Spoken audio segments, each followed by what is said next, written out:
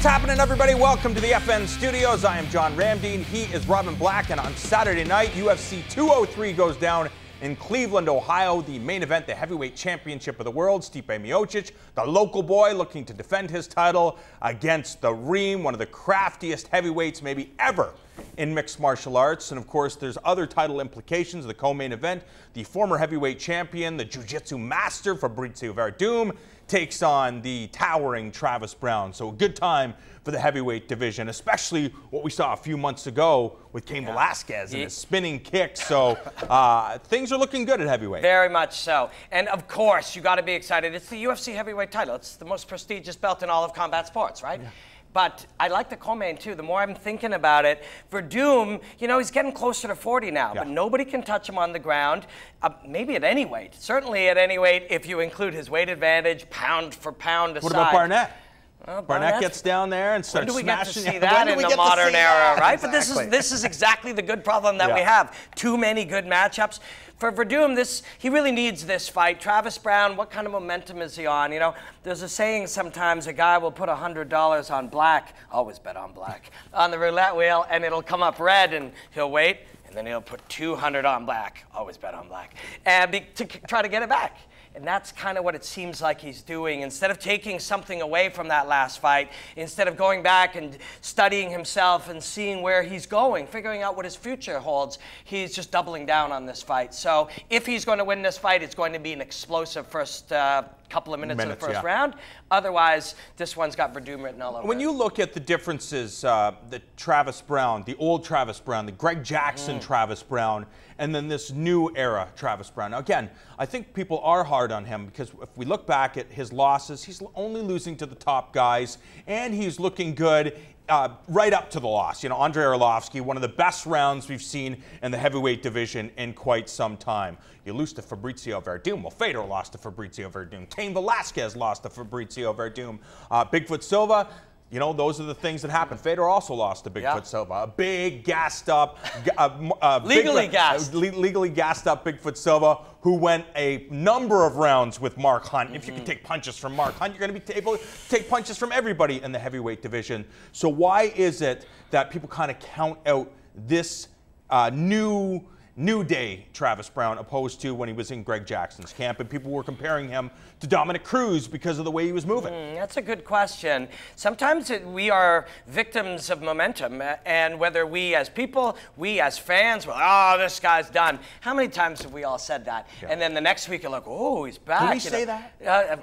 The royal we says it, you know, it looks, this guy's over, he needs to retire. Next thing you know, he's on a 3-fight winning streak. So point taken for sure. But for me, you know, the Stipe Miocic versus Overeem fight, that is the very best fight you can make, not including Cain Velasquez in the heavyweight division. Cain Velasquez, Josh Barnett, by the way. What about too many great fights. Stipe, Cain Velasquez, just the idea, whether it's for the championship or not, there's just so many fresh matchups that you can make in the heavyweight division. And when I look at the main event for the heavyweight championship, you imagine that this has been the prize that Alistair Overeem has been thinking about since Pride, I think, was consumed by the UFC, consumed by Zuffa.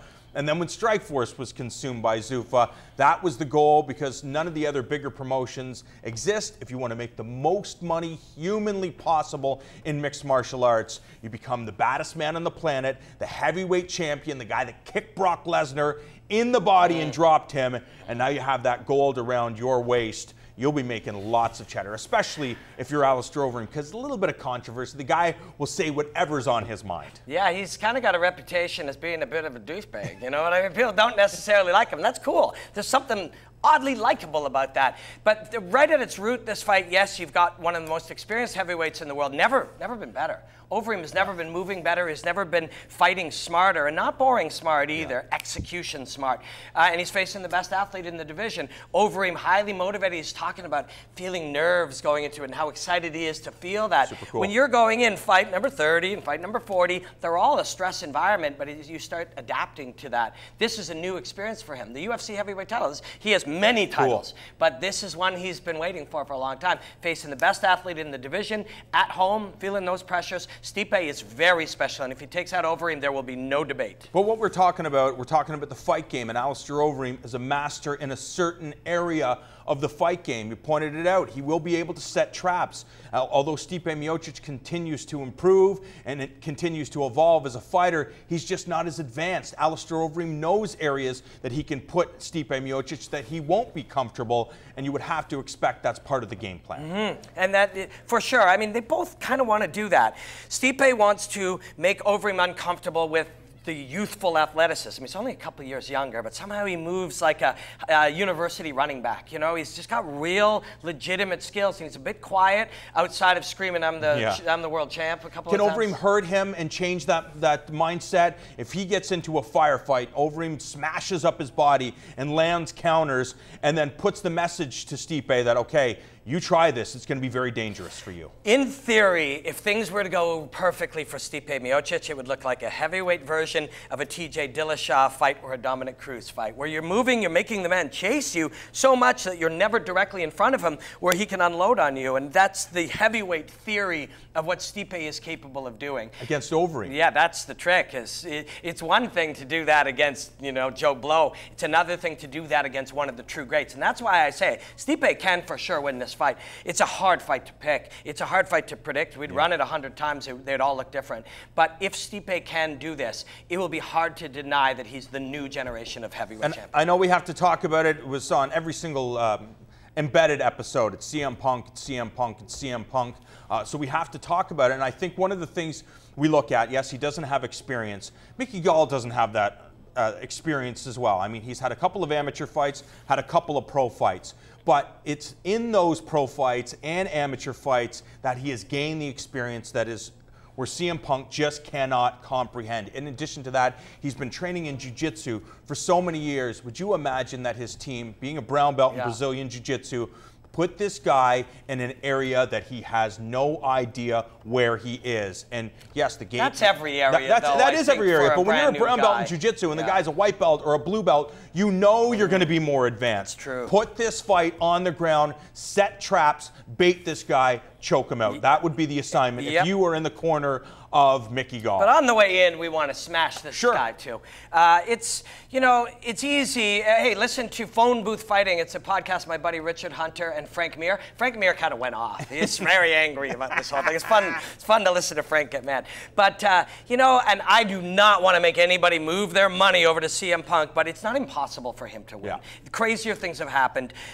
He's mentally strong at this age. He's dealt with the environment. If you see signs of Mickey Gall starting to shrink, and even at face-to-face situations, we'll see it today on the way in, if you see his hands shaking, you see his lip quivering a little bit, he's feeling the pressure. That's a lot of pressure. That's a lot of pressure, especially the expectations. He's supposed to murder this guy. He doesn't really know how to fight. You can't learn to be a mixed martial artist in 2 years. Whether he wins or loses, that's the truth.